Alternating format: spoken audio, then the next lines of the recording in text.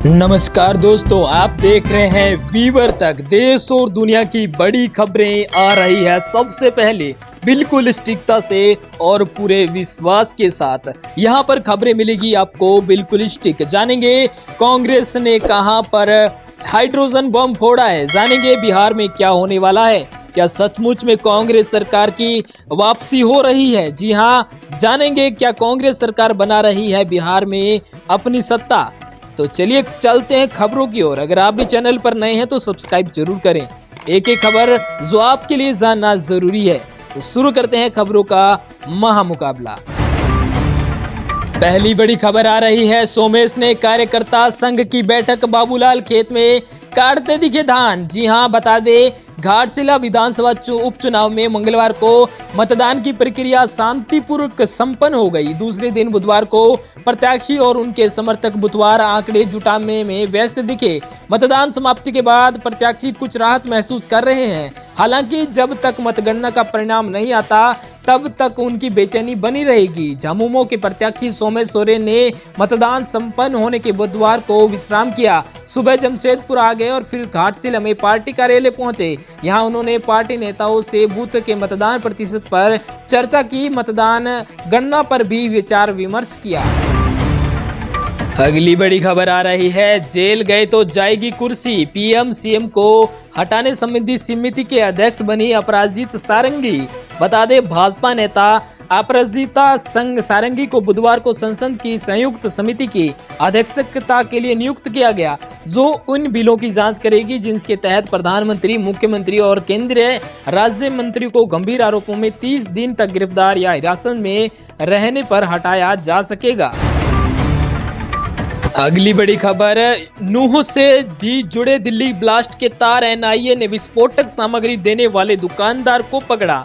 बता दें दिल्ली में हुए विस्फोट के तार नूह से जुड़ रहे हैं। एनआई के पिनगवा से विस्फोटक सामग्री देने वाले दुकानदार डब्बू सिंगला को हिरासत में लिया है। डब्बू सिंह सिकरवा गांव का रहने वाला है और उस पर विस्फोट की सामग्री उपलब्ध कराने का आरोप है। इससे पहले मेवात के सिंगार गांव के रहने वाले इमाम इश्तियाक को भी गिरफ्तार किया गया था। पुलिस डब्बू सिंगला से पूछताछ कर रही है। अगली बड़ी खबर, अल फलाह यूनिवर्सिटी की बिल्डिंग कमरा नंबर 4 और 13 का कनेक्शन। बता दें आपको दिल्ली विस्फोट मामले की जांच में आतंकी डॉक्टर उमर और मुजम्मिल की डायरियां मिली है। इन डायरियों से पता चलता है कि आतंकी पिछले 2 साल से कई जगहों पर धमाके की योजना बना रहे थे। वहीं डायरी में 25 लोगों के नाम हैं और आतंकी 4 शहरों में धमाके करने की तैयारियों में थे। वह आईडीडी से हमला करने की फिराक में थे।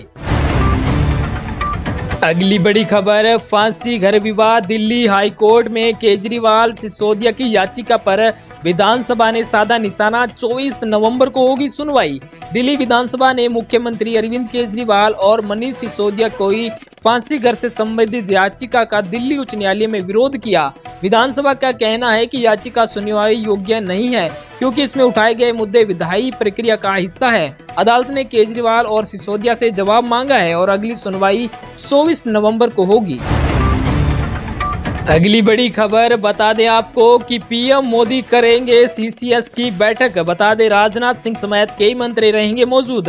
दिल्ली में लाल किले के पास हुए धमाके के बाद पीएम मोदी ने cabinet committee on security CCS की अहम बैठक बुलाई है। इस बैठक में रक्षा मंत्री, गृह मंत्री और विदेश मंत्री और एएनएसआई शामिल होंगे। बैठक में धमाके की जांच, सुरक्षा एजेंसियों की रिपोर्ट और आगे की रणनीतियों पर चर्चा की जाएगी। पीएम मोदी ने अस्पताल जाकर घायलों से मुलाकात भी की है। अगली बड़ी खबर, 32 कारों को सीरियल बम धमाकों के लिए तैयार कर रहे थे आतंकी। रिपोर्ट आई है सामने। रिपोर्ट्स के मुताबिक दिल्ली धमाके को लेकर जांच में सामने आया है कि आतंकियों की 32 पुरानी कारों से सीरियल धमाकों को अंजाम देने की योजना थी। बकौल रिपोर्ट्स, आतंकियों का मकसद था कि विस्फोट भरकर या बम डिलीवर कर कई जगहों पर एक साथ धमाके किए जाएं। दिल्ली के लाल किले के पास I-20 कार में धमाका हुआ था। अगली बड़ी खबर, पंजाब में पाकिस्तान समर्थित ग्रेनेड हमले की योजना का हुआ भंडाफोड़, 10 गिरफ्तार। लुधियाना पुलिस पंजाब ने आईएसआई पाकिस्तान समर्थित ग्रेनेड हमले वाले मॉड्यूल का भंडाफोड़ करते हुए 10 लोगों को गिरफ्तार किया है। पंजाब पुलिस के डीजीपी गौरव यादव ने कहा है, शुरुआती जांच से पता चला है कि आरोपी मलेशिया के 3 गुर्गों के जरिए पाकिस्तानी हैंडलर से संपर्क में थे। इन्हें आबादी वाले इलाकों में ग्रेनेड हमले की योजना बनाई थी। अगली बड़ी खबर, हम भारत और अफगानिस्तान दोनों के साथ युद्ध के लिए तैयार हैं। पाकिस्तान मंत्री ख्वाजा आसिफ ने कहा है, हम दोनों मोर्चों पर युद्ध के लिए तैयार हैं। हम पूर्वी भारत और पश्चिमी सीमा पर अफगानिस्तान दोनों का सामना करने के लिए तैयार हैं। उनका यह बयान पाकिस्तान द्वारा इस्लामाबाद में हुए कार विस्फोट के बाद अकेली भारत पर झूठा आरोप लगाए जाने के बाद आया है। भारत ने इस आरोप को खारिज किया है। अगली बड़ी खबर, 12,000 करोड़ की धोखाधड़ी मामले में जेपी इंफ्राटेक के एमडी मनोज गौड़ ईडी ने किया गिरफ्तार। जेपी इंफ्राटेक और जेपी एसोसिएट पर हाउसिंग प्रोजेक्ट से किए गए फंड डाइवर्जन की जांच कर रही ईडी ने जेपी इंफ्राटेक के एमडी मनोज गौड़ को मकान खरीदारों के साथ धोखाधड़ी करने के मामले में गिरफ्तार किया है। रिपोर्ट के अनुसार गौड़ पर यह कार्रवाई 12,000 करोड़ के कथित मनी लॉन्ड्रिंग से जुड़े मामले से हो रही है। अगली बड़ी खबर, दिल्ली ब्लास्ट के बाद कश्मीर में 500 जगहों पर हुई छापेमारी, 600 लोगों को हिरासत में लिया। दिल्ली के लाल किला के पास कार ब्लास्ट में अब तक जम्मू कश्मीर के बता दें आपको, पुलिस ने जमानत ए इस्लामी के 500 ठिकानों पर रेड मारी, 600 लोगों को हिरासत में लिया है। अधिकारियों ने पीटीआई को बताया कि कश्मीर घाटी के 10 जिलों श्रीनगर, गांदरबल, बड़गाम, वरणमुला, बांदीपुरा, कुपवाड़ा, अनंतनाग, कुलगाम, पुलवामा और शोपियां में कई स्थानों पर छापेमारी की गई है। अगली बड़ी खबर, कंगना रनौत पर चल सकता है राजद्रोह का मुकदमा। आगरा यूपी की एक अदालत ने बीजेपी सांसद एक्ट्रेस कंगना रनौत के खिलाफ किसानों के अपमान के एक मामले में दायर रिवीजन याचिका स्वीकार कर ली। याचिकाकर्ता अधिवक्ता रमाशंकर शर्मा ने कंगना पर अगस्त 2024 के एक इंटरव्यू में किसानों को आतंकी दंगाई बताकर उनका अपमान करने का आरोप लगाते हुए राजद्रोह के आरोपों के तहत मुकदमा चलाने की मांग की है।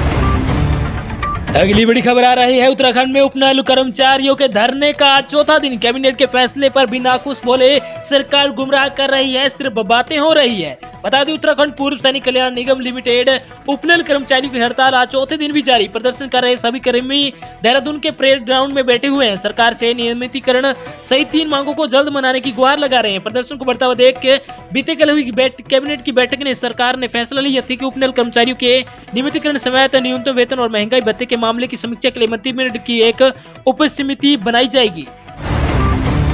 अगली बड़ी खबर, धीरेन्द्र शास्त्री की पदयात्रा में घुसा युवक, गले में लटक रहा था पुलिस का फर्जी आई कार्ड। बागेश्वर धाम की फिर तबियत बिगड़ी। बता दें कि बागेश्वर धाम के पीठाधीश्वर पंडित धीरेन्द्र कृष्ण शास्त्री की सनातन एक यात्रा पदयात्रा का गुरुवार को 7वां दिन हो रहा है। आज यात्रा यूपी में दाखिल होगी। मथुरा पहुंचने से पहले लगातार दूसरे दिन धीरेन्द्र शास्त्री की तबियत बिगड़ गई। यूपी हरियाणा बॉर्डर पर उन्हें अचानक चक्कर आ गया, वह सड़क पर ही लेट गए। अगली बड़ी खबर, मंत्री आरती राव की रेवाड़ी के अस्पताल में रेड, महिला डॉक्टर गैर हाजिर मिली। सीएमओ को कहा तुरंत इनके खिलाफ एक्शन ले लो। जी हां, हरियाणा की स्वास्थ्य मंत्री आरती सिंह राव ने गुरुवार को रेवाड़ी में धारूहेड़ा प्राथमिक स्वास्थ्य केंद्र पीएचसी का औचक निरीक्षण किया। इस दौरान यहां एक महिला डॉक्टर ने गैर हाजिर मिली, जिस पर मंत्री ने नाराजगी व्यक्त की। मंत्री आरती राव ने मौके पर मौजूद चीफ मेडिकल ऑफिसर सीएमओ से डॉक्टर की अनुपस्थिति के बारे में पूछा। सीएमओ ने बताया कि डॉक्टर का फोन बंद आ रहा है। ये सुनकर स्वास्थ्य मंत्री ने सीएमओ को कड़ी फटकार लगाई। मंत्री ने सीएमओ से कहा कि यह लापरवाही है और मरीजों के स्वास्थ्य से खिलवाड़ बर्दाश्त नहीं किया जाएगा। उन्होंने तत्काल महिला डॉक्टर के खिलाफ सख्त कार्रवाई करने के निर्देश दे दिए। अगली बड़ी खबर, हरियाणा पीडब्ल्यूडी में विजिलेंस सेल बनेगा। मंत्री गंगवा ने एक्शन की जिम्मेदारी तय की। बोले, हर माह 18 सड़कों की क्वालिटी रिपोर्ट भेजेंगे। बता दें, हरियाणा के लोक निर्माण एवं जन स्वास्थ्य अभियांत्रिक मंत्री रणबीर गंगवा ने कहा है कि लोक निर्माण विभाग अब विजिलेंस सेल का गठन करेगा। यह सेल प्रदेश की सड़कों, बिल्डिंग निर्माण अथवा विभाग से जुड़े कार्यों की क्वालिटी इत्यादि के बारे में मिलने वाली शिकायतों की जाँच का काम देखेगा। गड़बड़ी मिलने पर संबंधित के खिलाफ कानूनी और विभागीय कार्रवाई भी सुनिश्चित की जाएगी। अगली बड़ी खबर, दिल्ली धमाके के दोषियों को ऐसी सजा देंगे जो दुनिया को संदेश देगी। अमित शाह, जी हां, बता दें, केंद्र में गृह मंत्री अमित शाह ने कहा है, दिल्ली धमाके के दोषियों को ऐसी सजा दी जाएगी जो दुनिया को संदेश देगी कि वो कोई भी ऐसा हमला फिर से करने की हिम्मत नहीं करे।